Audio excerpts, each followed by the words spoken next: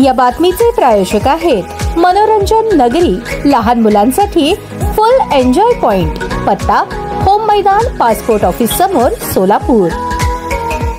मागील भांडणाचा राग मनात धरून बांबूने मारहाण केल्याप्रकरणी चौघांवर गुन्हा दाखल। याबाबत मिळालेली अधिक माहिती अशी, यातील फिर्यादी आदित्य गजानन अलकुंटे, राहणार वडार गल्ली, बुधवार पेठ, सोलापूर यातील फिर्यादी व फिर्यादीचा मित्र सुजल मोटरसायकलवरून जात असताना दयानंद कॉलेज रोड या ठिकाणी आले असता यातील आरोपीने अडवून मागील झालेल्या भांडणाचा राग मनात धरून त्यांना घेऊन आलेल्या बांबूने फिर्यादी आणि मित्र सुजल यास मारहाण केली।